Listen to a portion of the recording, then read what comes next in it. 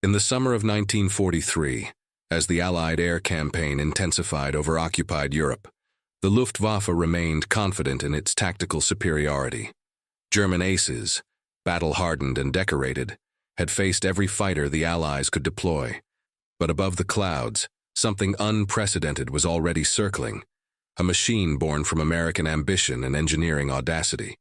What followed would transform laughter into legend and sunlight into terror. June 18, 1943. Beauvais-Tillé Airfield, occupied France. The laughter echoed across the tarmac like artillery fire. Hauptmann Erich Voss stood in the center of the hangar, his leather jacket unbuttoned despite regulations, his iron cross catching the afternoon light. Around him, 24 pilots gathered, their faces still bearing the flush of adrenaline from morning patrols. Someone had pinned a photograph to the bulletin board, a grainy intelligence shot showing an aircraft unlike anything they had encountered. It had 2 engines mounted on twin booms, a central nacelle housing the cockpit, a shape that defied every principle of fighter design they knew. Voss pulled the photograph down and held it up like evidence of enemy incompetence. "Gentlemen," he announced, his voice carrying the theatrical confidence of a man with 63 confirmed kills. "The Americans are desperate." The younger pilots leaned closer. Some smiled, others exchanged glances of disbelief. "They call this a fighter," Voss continued, tracing his finger along the twin-boom configuration. "Look at it. 2 tails, a cockpit sitting in the middle like a pregnant cow. No agility, no elegance." He paused for effect. "A flying fork." The hangar erupted. Laughter rolled through the concrete space, bouncing off the reinforced walls, mingling with the smell of engine oil and summer heat. One pilot slapped his knee. Another mimicked the aircraft's awkward profile with his hands, drawing more laughter. Voss tossed the photograph onto a workbench and reached for his cigarettes. He lit one with the practiced ease of a man who had stared death in the face and found it unimpressive. The smoke curled upward, dissipating into the shafts of sunlight streaming through the hangar doors. "If I see one of these," he said, exhaling slowly, "I will shoot it down before lunch." More laughter. Someone started a bet. Another pilot claimed he would force one to land intact, just to parade it through Paris as proof of American foolishness. But outside, beyond the concrete and the bravado, the sky held something they had not yet learned to fear. The sun hung high and merciless over northern France, its brilliance rendering the upper atmosphere into a realm of blinding white and deep shadow. Up there, where the air thinned and the cold bit through leather and wool, something new was circling. Something that carried 4 50 caliber machine guns and a 20 mm cannon in its nose. Something that could dive at speeds no German fighter could match and climb back into the glare before retaliation was possible. The mechanics worked on a row of Focke-Wulf 190s, oblivious. The pilots finished their cigarettes, still chuckling about the fork with wings. The intelligence officer filed the photograph away, noting it as a curiosity, nothing more. None of them looked up. None of them understood that the sun, which had always been neutral, had chosen a side. Voss crushed his cigarette under his boot and walked toward his aircraft. His crew chief saluted. The propeller was already spinning, the BMW engine rumbling with Bavarian precision. He climbed into the cockpit with the ease of ritual, his hands finding the controls without thought. The radio crackled with routine chatter, weather reports, patrol coordinates, the mechanical language of aerial warfare. But somewhere in that static, hidden beneath the familiar frequencies, there was a new sound, a deeper hum, a metallic harmony that suggested not one engine, but 2, spinning in perfect synchronization. The Americans called it the Lightning. The Germans would come to call it something else. Voss taxied onto the runway, unaware that his name would soon appear in American mission reports. Unaware that his confidence, so carefully cultivated through years of victory, was about to meet its contradiction. The Focke-Wulf lifted into the summer sky, its shadow racing across the grass. Other fighters followed, forming up in the practiced geometry of squadron tactics. They turned north, toward the bomber routes, toward the expected confrontations with the heavy, lumbering B-17s and their predictable P-47 escorts. They climbed through 3,000 meters, then 4, then 5. The air grew thin, the horizon expanded into a blue infinity.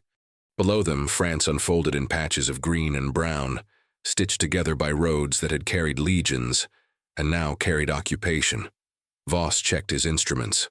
Fuel good. Ammunition full. Engine temperature normal. Everything as it should be. He glanced up toward the sun, shielding his eyes from its glare. For a moment, just a moment, he thought he saw something. A glint. A reflection. A suggestion of geometry where there should be only light. Then it was gone. He looked away, dismissing it as optical illusion, the kind of phantom shape that altitude and exhaustion conjured from nothing.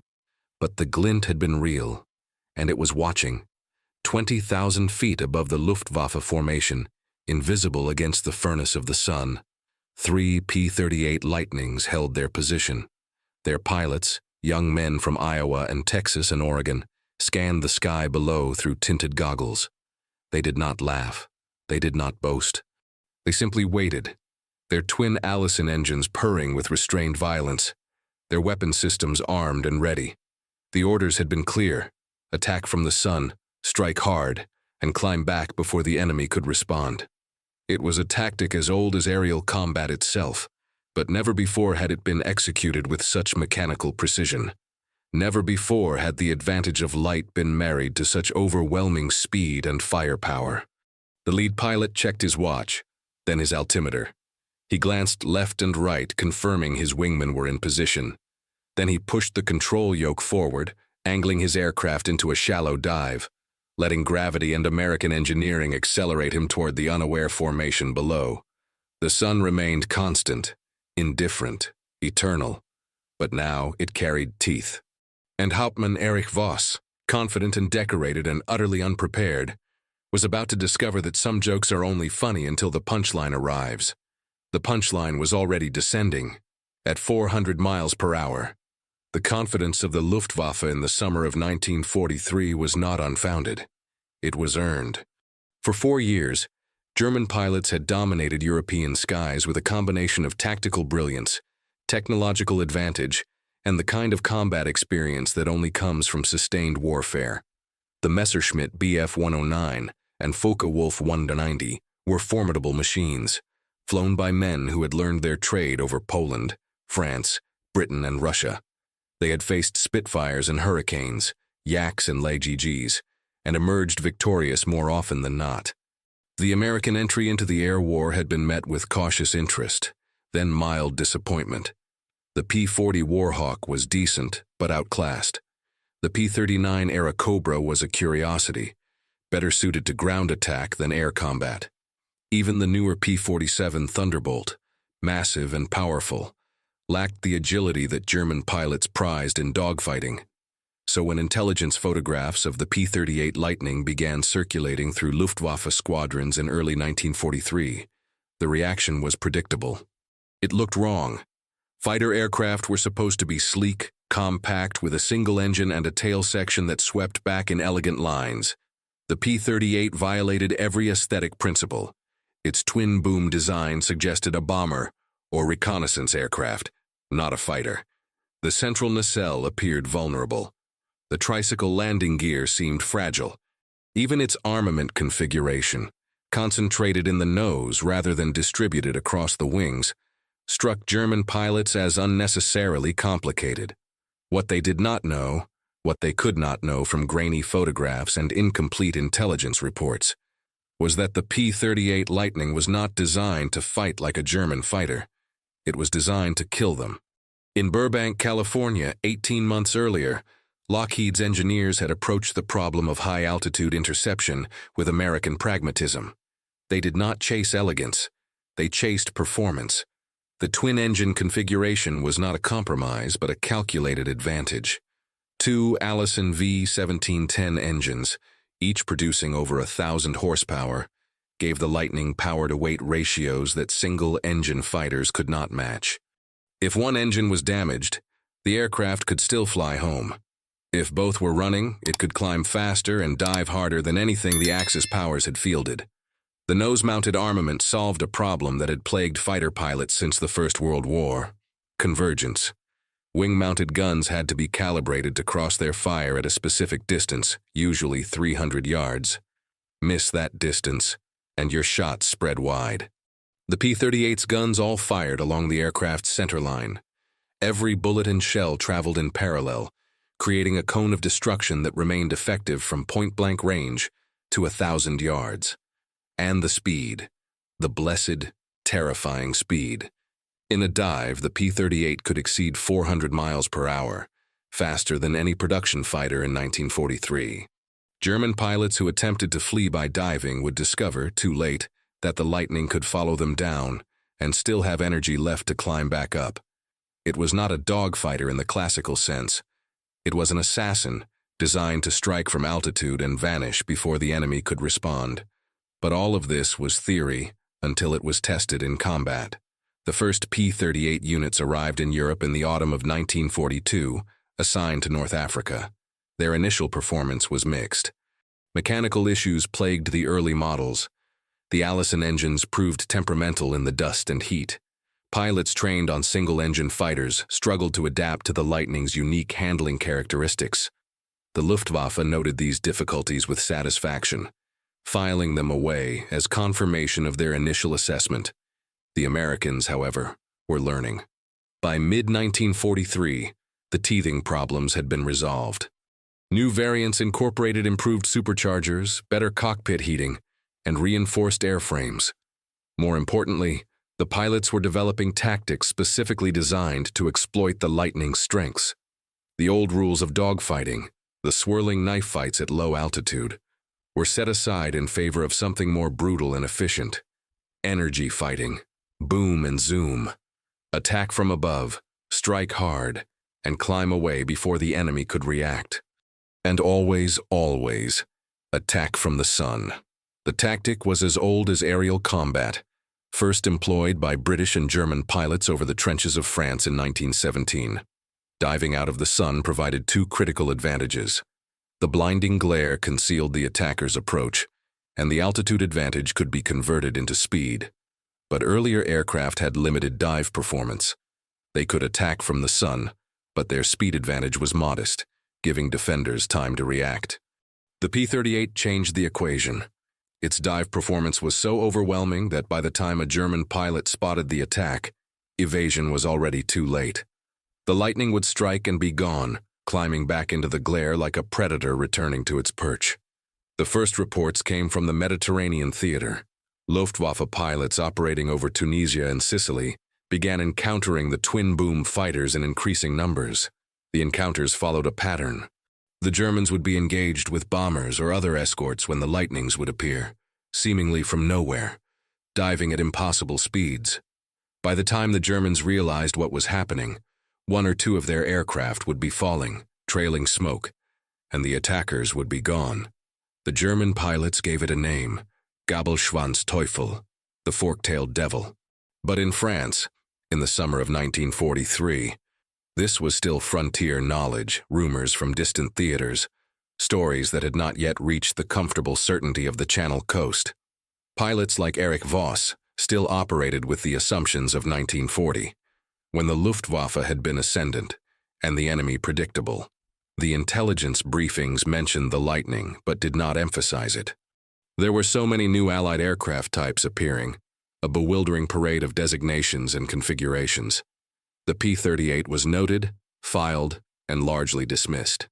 What the briefings did not convey, what no briefing could convey, was the psychological impact of being hunted from above by an enemy you could not see until it was too late. They did not explain what it felt like to scan the sky, see nothing but empty blue and blinding sun, and then suddenly be engulfed in tracer fire from an aircraft that materialized like divine retribution. Fear is most effective when it arrives without warning, and the Lightning specialized in arrival without warning. On the morning of June 18th, as Hauptmann Voss and his squadron lifted off from Beauvais-Tillé, the intelligence officer was filing a new report. It had arrived via teletype from Luftflotte 3 headquarters, a summary of encounters over the Bay of Biscay.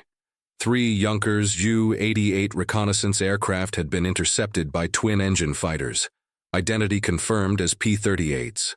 All three Ju-88s were lost. The P-38s sustained no damage and withdrew before reinforcements could arrive. The report included a notation from one of the surviving crew members, pulled from the water by a rescue boat. They came from the sun. We did not see them until they opened fire.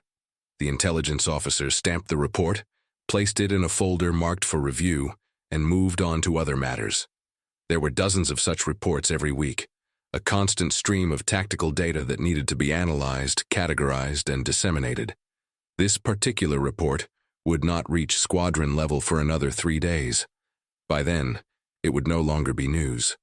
Voss leveled off at 6,000 meters, his formation arrayed around him in textbook precision. The sky was crystalline, the kind of perfect visibility that pilots prayed for. Below, the patchwork of occupied France stretched to the horizon. Above, the sun blazed with midsummer intensity, painful to look at even through tinted goggles. The radio chatter was routine, call signs, fuel status. No enemy contact reported. But 23,000 feet above them, invisible against the solar glare, 3 American pilots were already rolling into their attack dive. They had been stalking the German formation for 6 minutes, waiting for the perfect geometry. Now they had it. The lead pilot, a lieutenant from Nebraska named Howard, toggled his intercom. Sabre lead to Sabre flight. Tally-ho, execute on my mark. His wingman acknowledged.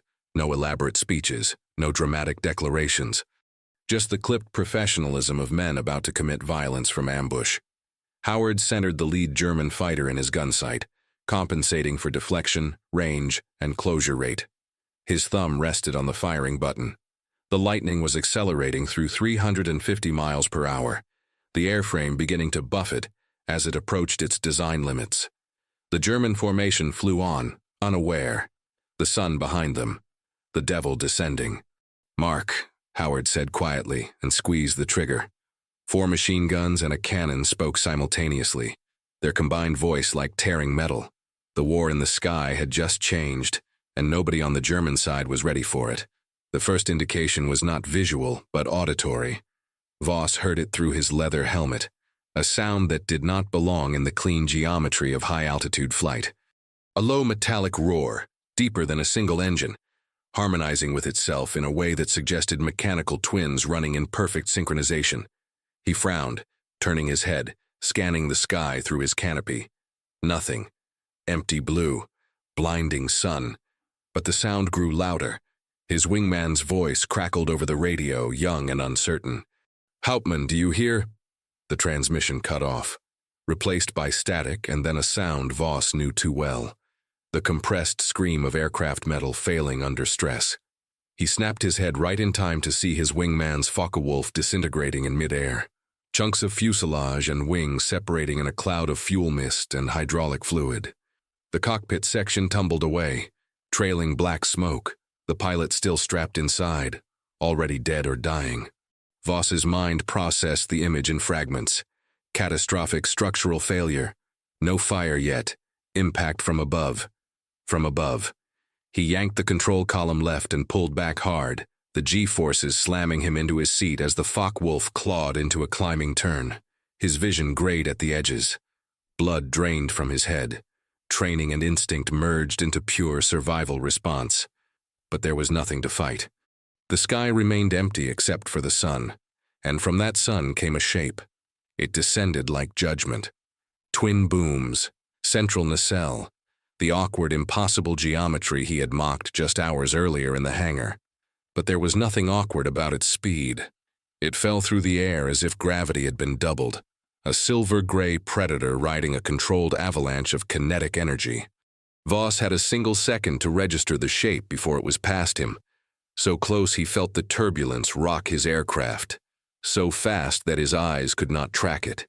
Then it was climbing again, pulling up in a gentle arc that carried it back toward the sun, back into the glare where human eyes could not follow.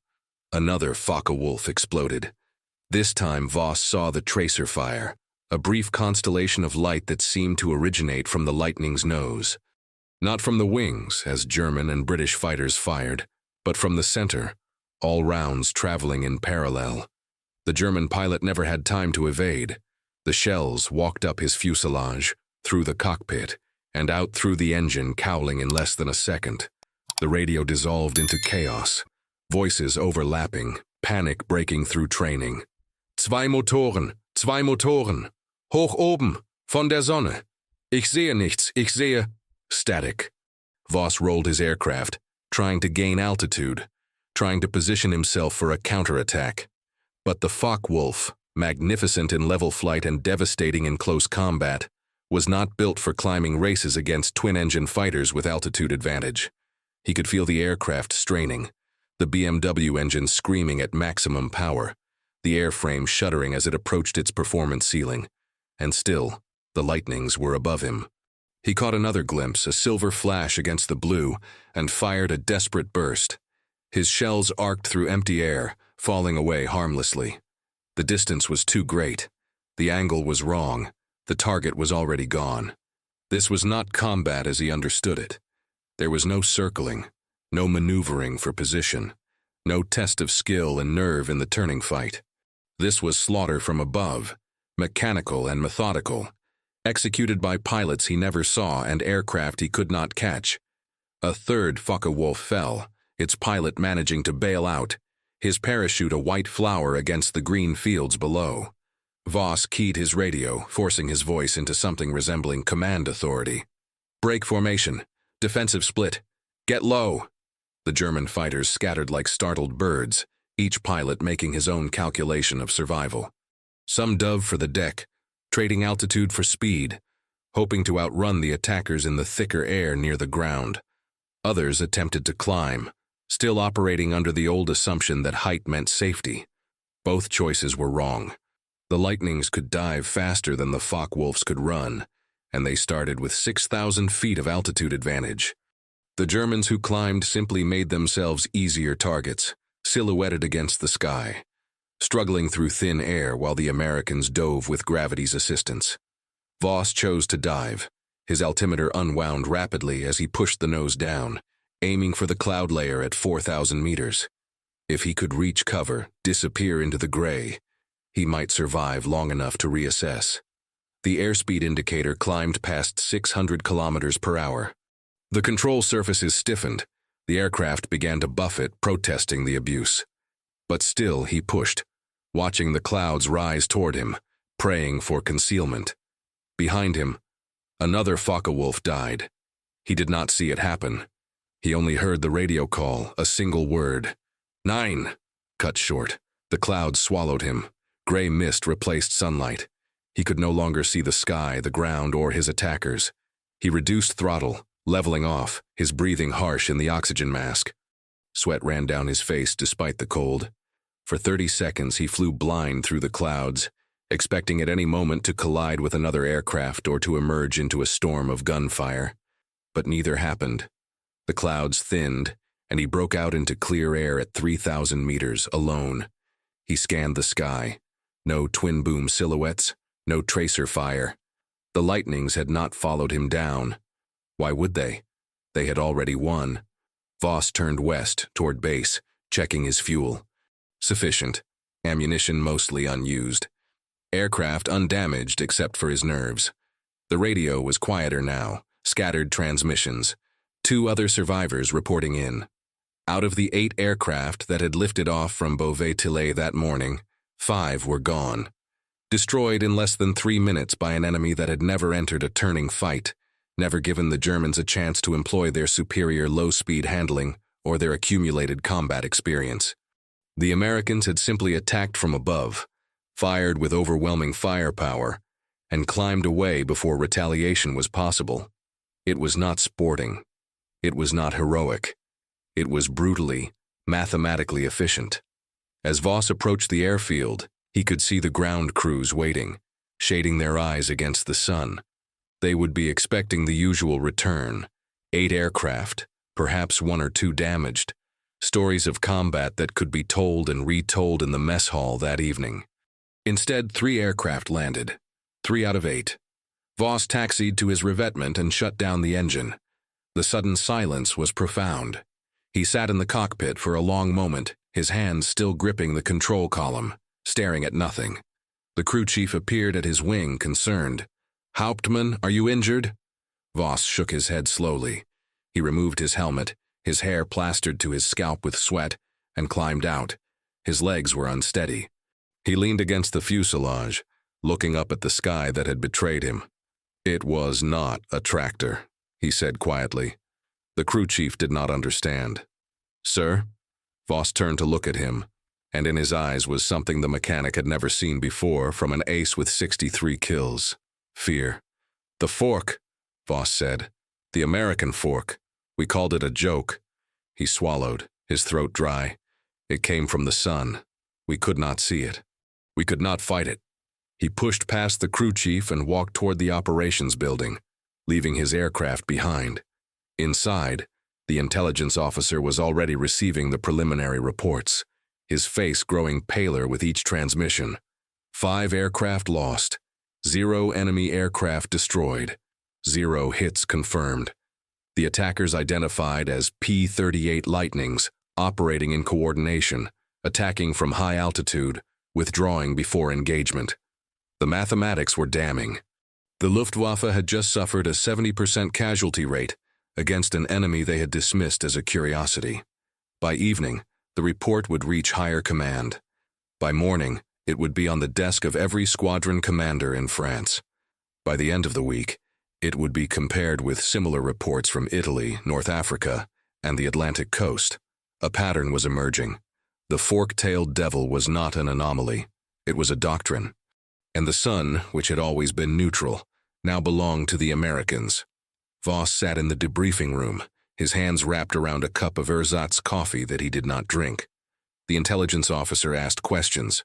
Voss answered mechanically, describing what he had seen, what he had heard, what he had failed to do. When it was over, he returned to his quarters and sat on his bunk, staring at the wall. On his desk was the photograph he had torn from the bulletin board that morning, the grainy image of the P-38 that had provoked such laughter. He looked at it now with different eyes. The twin booms were not awkward but purposeful, housing engines that could power the aircraft to speeds no single-engine fighter could match. The central nacelle was not vulnerable but efficient, concentrating the pilot and weapons in a single armored position.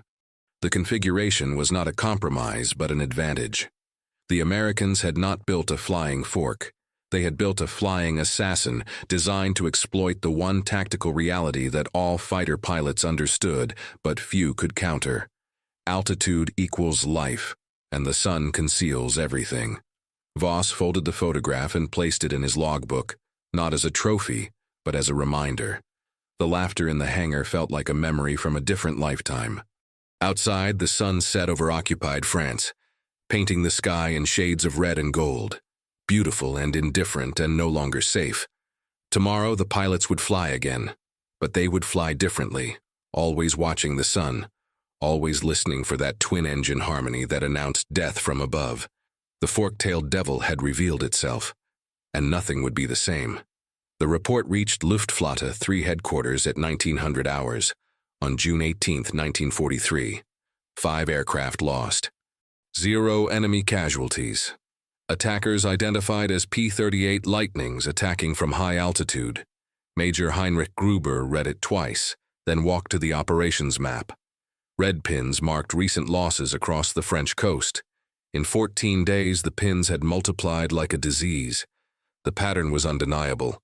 Wherever American bombers flew, the twin-engine hunters followed. He drafted a memo recommending tactical changes, higher patrol altitudes, dedicated sun observers, immediate disengagement protocols. The memo was filed and ignored. The Eastern Front consumed resources faster than they could be replaced. Western losses seemed almost trivial by comparison. So the P-38s continued to hunt. Across the channel, Hauptmann Erich Voss prepared for his 3rd mission since the encounter. 3 weeks had passed, but the nightmares remained consistent. Silver shapes from the sun, the helpless feeling of being prey. Radio calls cut short. New directives had arrived. Maintain higher altitude. Assign observers to watch the sun. Break immediately upon contact. Avoid engagement. They were sensible orders. They were also surrender.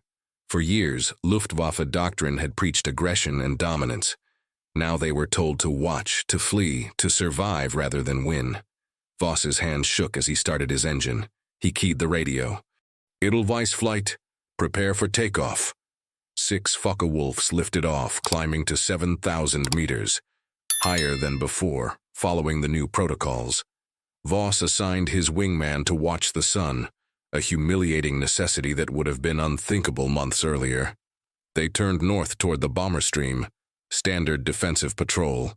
Then the radio crackled. Another squadron, already engaged. Schwer Bomber, 3 Uhr hoch. Voss turned his formation toward the contact. This was their purpose. Stop the bombers before they reached their targets. His wingman's voice cut through the static, young and terrified. Hauptmann, Gabelschwanz, von der Sonne. Forktail. From the sun. Not again. Voss looked up, squinting against the glare. 3 shapes materialized from the solar disk, already diving. Break! Break now!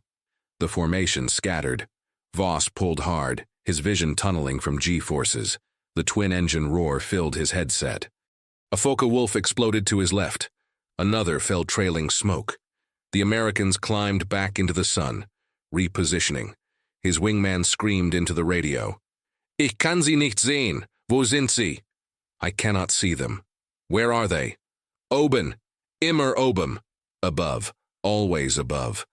The second pass came 30 seconds later. 2 more aircraft fell. Voss fired at a silver blur, watched his tracers miss. Then silence. The lightnings withdrew, climbing west toward England, untouched. 3 aircraft remained. Half the flight gone in 90 seconds. Voss keyed the radio, his voice hollow. Return to base. No one responded. They landed in silence. In the operations room, someone had started keeping a tally on a blackboard. Days since last P-38 encounter, 0. Casualties in 7 days, 23 aircraft, 16 pilots. The pattern repeated across occupied Europe. German fighters engaging bombers, American fighters diving from altitude, German casualties mounting. The Luftwaffe was not losing battles. It was being dismantled, one patrol at a time, by an enemy that refused fair combat. Meanwhile, across the Atlantic, American factories produced P-38s faster than the Germans could destroy them. Pilot training programs expanded, tactical doctrines refined. The mathematics were brutal. For every Lightning lost, 3 more arrived. For every German pilot killed, the replacement had less training, less experience, less time. By July 1943, the collapse was complete. Not physical. The Luftwaffe still fielded hundreds of fighters, but psychological. Pilots delayed takeoffs, citing phantom mechanical issues. Formation leaders avoided known P-38 patrol areas. Encounters with bombers became brief and tentative, breaking off at the first sign of escorts. Younger pilots requested transfers to the Eastern Front. At least there, the enemy fought with comprehensible tactics. The older pilots stared at the sky with haunted eyes and stopped talking about what they had seen. In the officers' mess at Beauvais-Tilley, the laughter had died. Pilots ate in silence, smoking between courses, watching the sunlight stream through the windows. That light, once ordinary, now carried weight. Every beam suggested threat. Every glare concealed danger. Voss sat alone, staring at his untouched meal. His logbook lay open on the table, the photograph of the P-38 tucked inside, the image he had mocked, the fork with wings. Someone had written beneath it in pencil, Gabelschwanz Teufel, the fork-tailed devil. The name had spread through every squadron, every airfield, every briefing room.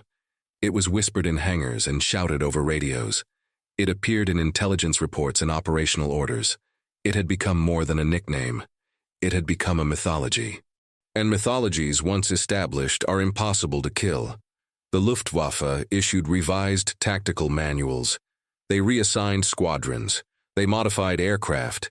They trained pilots in new defensive techniques. But none of it addressed the fundamental problem. The Americans had weaponized the sun itself. Every mission now carried the same terrible question. Not whether the lightnings would appear, but when.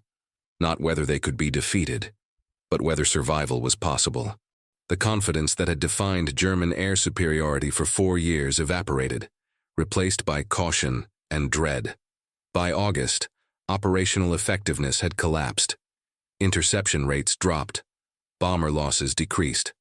The strategic air campaign over Europe intensified without meaningful opposition. The P-38s had accomplished something no amount of propaganda or firepower could achieve alone. They had broken belief. And once belief is broken, everything else follows. Voss flew his last mission on August 12, 1943. His squadron encountered a bomber formation over Normandy.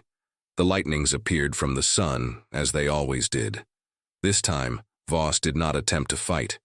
He simply dove away, pushing his Focke-Wulf toward the deck, toward survival, toward anything but the silver shapes above. He landed with his ammunition unexpended. His crew chief asked no questions. That evening, Voss requested reassignment to a training unit. The request was approved without comment. The war would continue for nearly 2 more years. But for Erich Voss, the war in the sky had already ended. Ended not with a final battle, but with a simple realization. Some enemies cannot be fought, only endured. And the fork-tailed devil was one of them. By autumn 1943, the war had taught both sides a lesson. Only one was willing to learn it. The Germans believed air superiority was about pilot skill and aircraft performance. They cultivated aces, celebrated prowess, built fighters for dogfighting. Their doctrine emphasized aggression and individual glory. The Americans approached it differently. They did not build the P-38 to win dogfights. They built it to win the war. The distinction mattered. Across Europe, Luftwaffe pilots learned to fear the sun, not because it was dangerous, but because the Americans had transformed it into a weapon. The Lightning's twin engines, dive speed, concentrated firepower, and altitude all served one purpose: attack from absolute advantage and withdraw before retaliation. It was not sporting, it was arithmetic. The numbers did not lie. In 6 months, Luftwaffe losses increased 40%, while bomber losses decreased 30%. Germans shot down Lightning, certainly, but the exchange rate was catastrophic. For every P-38 destroyed, 3 German fighters fell. The mathematics of industrial warfare proved more decisive than fighter ace mythology. In Berlin, officials analyzed reports with alarm. The Americans were not outflying Germans. They were outproducing, outplanning, and outthinking them. The P-38 represented a philosophical shift. It rejected the notion that combat must be fair. Instead, it exploited asymmetric advantages: altitude, speed, coordination, industrial capacity. The Luftwaffe had no counter. They could not climb fast enough, could not match dive speed, could not match production rates. Most devastating, they could not restore shattered confidence. By late 1943, German pilots learned tactics that would have been considered cowardice 2 years earlier. Avoid engagement. Break immediately upon sighting twin-engine fighters. Prioritize survival over victory. These were the tactics of a losing air force. Meanwhile, the P-38 expanded operations. In the Pacific, it hunted Japanese aircraft with equal efficiency. Over the Mediterranean, it dominated Italian skies. Over Europe, it escorted bombers deep into Germany, striking the industrial heart of the Reich. The fork-tailed devil had become inevitable. German intelligence compiled thick dossiers on the Lightning. They cataloged specifications, analyzed tactics, searched for weaknesses. They found few. The aircraft had vulnerabilities, complex engines, poor low-speed handling. But these could only be exploited if the Lightning fought on German terms. It never did. The Americans had learned the fundamental lesson: you do not fight the enemy's battle, you impose your own. The P-38 imposed its battle from 25,000 feet, diving from the sun at 400 miles per hour, and climbing away before response was possible. No glory, no chivalry, no romance, just mathematics and inevitability. At Beauvais-Tilley, someone wrote on the wall in chalk, "Sie wurden nicht durch Waffen besiegt, sondern durch Arithmetik." They were defeated not by weapons, but by arithmetic. No one erased it. The phrase captured truth that pride had concealed. The Luftwaffe had not been outfought traditionally. It had been outproduced, outmaneuvered, and psychologically dismantled by an enemy refusing equal terms. The Americans turned air combat into industrial process. The P-38 was not a Knight's Charger, but a factory product, mass-produced and systematically deployed. Its pilots were not lone wolves, but coordinated elements of a larger machine. The mythology of the ace was giving way to the reality of the system, and the system was winning. By early 1944, strategic implications were clear. Allied bombers flew deeper with increasing impunity. The Luftwaffe, once the Reich's pride, had become defensive, reacting rather than dictating, surviving rather than dominating. The sun, always neutral, now announced Allied presence. German pilots dreaded clear skies and high contrails. Conditions that once favored combat now favored terror. The lesson was simple and brutal. Technological advantage combined with tactical discipline could break even the most experienced opponent. The Germans had laughed at the fork with wings. The fork had simply done what it was designed to do, and in doing so changed aerial warfare forever. The age of the individual ace was ending. The age of systematic air superiority had begun. The fork-tailed devil was not just aircraft. It was philosophy made metal, doctrine given wings, a preview of modern warfare. Not through heroism, though heroism played its part. Not through sacrifice, though sacrifice was abundant. But through cold calculus of industrial capacity, tactical innovation, and willingness to fight not for glory, but for outcome. The Americans had built a weapon that did not seek honor. It sought results. And in European skies, results were all that mattered. The truth had arrived from the sun, and no pride or propaganda could deny it. The war would continue. More men would die. More aircraft would fall. But the lesson had been taught, and survivors learned it well. Never mock what you do not understand. Never assume superiority without testing it, and never ever look directly at the sun without knowing what might be descending from it. April 1945. A field in Normandy. A French farmer discovered the wreckage on a spring morning when the war was almost over. The Focke-Wulf had been there for months, half buried in the soil, slowly being reclaimed by wildflowers and weeds. The Balkenkreuz on the fuselage was faded, the metal corroded by winter rain. Inside the cockpit, still strapped to his seat, was what remained of the pilot. The farmer notified the authorities. American graves registration units came to collect the body. Among the personal effects was a leather logbook, water-stained but legible. The name inside, Hauptmann Erich Voss. The last entry was dated August 12, 1943. The handwriting was unsteady, pressed hard into the paper as if written in haste or fear. They came from the sun again. I did not fight. I could not fight. It was not a machine. It was the sun itself, and it came for me. Below that, a single line, underlined twice. Das Licht hat zurückgeschaut. The light looked back. The graves registration officer filed the logbook with the other effects and moved on. There were thousands of such stories scattered across Europe. Fragments of lives cut short. Final thoughts preserved in ink and leather. But this one would make its way, eventually, to the archives. And decades later, historians studying the air war would find it and recognize the name. Erich Voss, 63 confirmed victories. An ace who had flown with confidence and skill until the day he encountered something that rendered both irrelevant. The P-38 Lightning would serve until the war's end. It would shoot down more aircraft than any other American fighter in the Pacific Theater. It would escort bombers all the way to Berlin. It would carry generals and hunt submarines and perform reconnaissance missions over hostile territory. But its greatest victory was not counted in kill ratios or mission success rates. Its greatest victory was psychological. It taught an entire air force to fear the sun. It transformed confidence into caution, aggression into hesitation, dominance into survival. It proved that wars are not won by the bravest or most skilled, but by those who understand that victory requires more than courage. It requires mathematics, strategy, the willingness to fight not for honor but for outcome. The Lightning was retired after the war, replaced by jets and guided missiles and aircraft that could fly twice as fast and 3 times as high. But the doctrine it established remained. attack from advantage, exploit technological superiority, coordinate rather than improvise. Modern air warfare was born in those summer skies over France, in the moments when silver shapes descended from the sun and German pilots realized their era had ended. In museums today, restored P-38s sit silent and polished, their twin booms gleaming under artificial lights. Visitors walk around them, reading placards about specifications and combat records.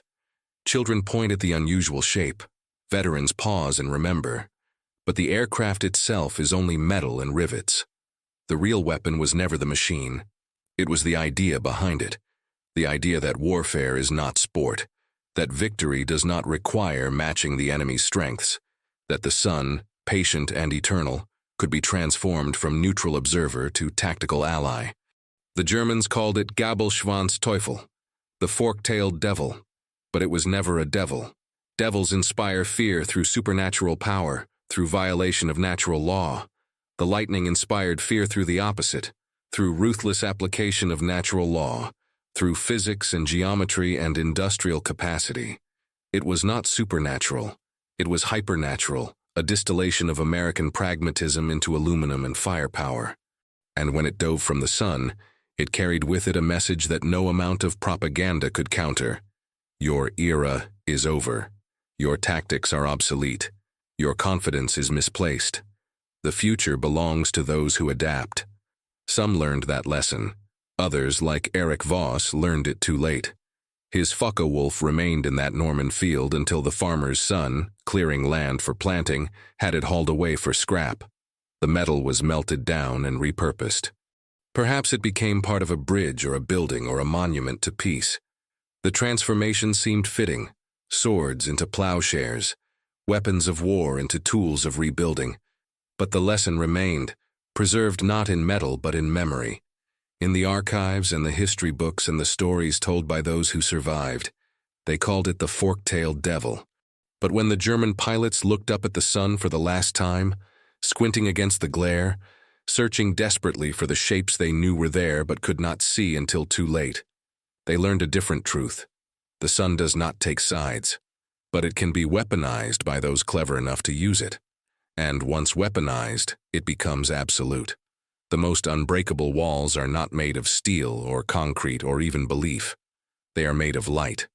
And light, when properly focused, can burn through anything.